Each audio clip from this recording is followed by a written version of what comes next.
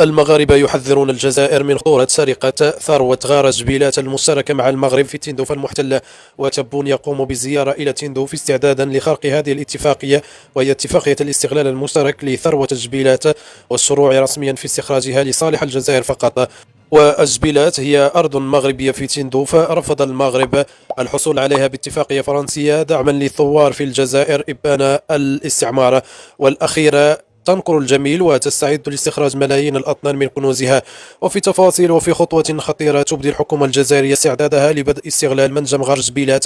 الضخم الذي يضم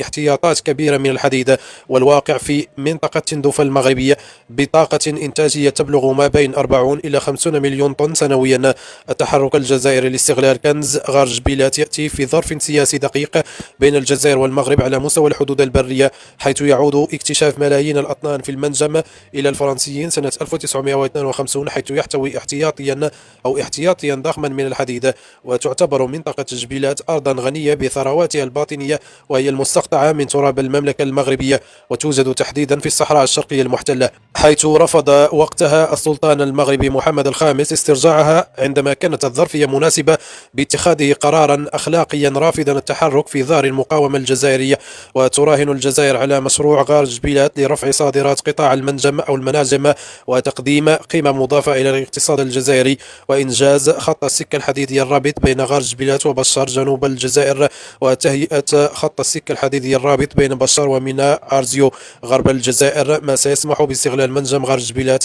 بطاقة إنتاجية تبلغ ما بين 40 إلى 50 مليون طن سنويا، بحسب ما أفاد به الرئيس المدير العام للشركة الحكومية للحديد والصلب في الجزائر أحمد بن عباس. وسبق للحكومة الجزائرية وضع خطة زمنية لإنجاز خط السكة الحديدية إلى منجم الحديد غار جبيلات على مسافة تقدر ب 700 كيلومتر في مدة 7 سنوات حتى عام 2030، بيد أن الرئيس عبد المجيد تبون طالب بتقليص المدة والاستعانة بشركات إنجاز دولية لاختصار المدة إلى أقل من ذلك، خاصة بسبب الأهمية الخاصة لمنجم غار جبيلات الذي يقع في العمق الجزائري قرب الحدود الجزائرية مع المغرب وموريتانيا. وتقدر احتياطات هذا المنجم الضخم والذي يعد من بين أكبر مخزونات الحديد في العالم ب3 مليارات طن، وكان قد تعطل استغلال هذا المنجم الضخم منذ 4 عقود نتيجة الأوضاع المرتبطة بالنزاع المفتعل حول الصحراء المغربية. وكانت الجزائر والمغرب قد وقعتا عام 1972 على اتفاق شراكة في المنجم وإنشاء شركة مختلطة، لكن التوترات السياسية واندلاع نزاع الصحراء بعد ذلك أسقط الاتفاق الجزائري المغربي قبل أن تقرر الجزائر إعادة استغلاله لوحدها. وبالعودة إلى نص الاتفاقية المغربية الجزائرية للتعاون من أجل استثمار منجم غار جبيلات والموقعة في الرباط عام 1972، والتي نشرت بالجريدة الرسمية الجزائرية في عددها 48 السنة العاشرة في 15 يونيو 1973، تنص الاتفاقية على تأسيس شركة جزائرية مغربية لاستثمار منجم غار جبيلات، ويشار إليها فيما يلي باسم الشركة الجزائرية المغربية وبأحرفها الأولى الشين والجيم والميم. ومن البنود الأساسية أيضا وفق نص الاتفاقية المشتركة منح الشركة مدة 60 سنة من أجل تحقيق مهمتها، وذلك اعتبارا من التاريخ الذي تصبح فيه هذه الاتفاقية سارية المفعول. وعند انتهاء مهمة الشركة تتشاور الدولة من أجل التوصل باتفاق مشترك إلى تحديد الصيغة التي تعطي لتعاونهما عن بعد في هذا الميدان. وجاء في الاتفاقية أيضا أن الشركة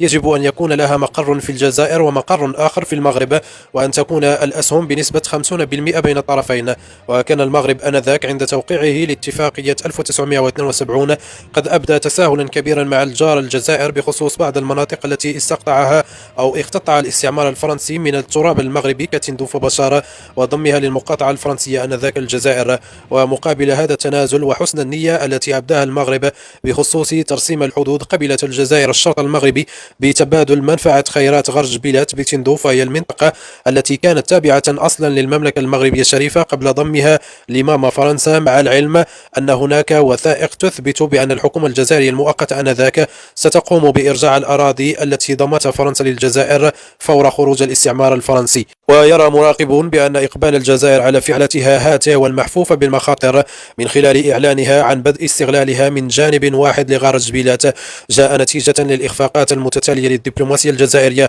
آخرها الإحاطة التي قدمها المبعوث الأممي ديمستورا في مجلس الأمن والأزمة الداخلية الخانقة والغليان الشعبي بالمطالب بإسقاط حكم العسكر وإقامة دولة مدنية، فيما يرى البعض أن مزايدة النظام الجزائري ضد المغرب بخرقه لاتفاقية 1972 ستدفعه لارتكاب أخطاء استراتيجية هو في غنى عنها. ويبدو جليا أن غباء العصابة في الجزائر وصل إلى حد لا يتقبله المنطق، من شأنه خلط الأوراق رأسا على عقب، انطلاقا من المادة 17 من الاتفاقية والتي جاء فيها بالحرف: ففي حال وقوع أو وقع نزاع بين الطرفين، أي بين المغرب والجزائر، بخصوص تأويلها أو تطبيقها وفقا لمعاهدة إفرا، فأي اتفاق ترسيم الحدود يتم رفع النزاع إلى محكمة العدل الدولية للبث فيه، وهو فصل محدد وأساسي في صلب معاهدة 1972. قد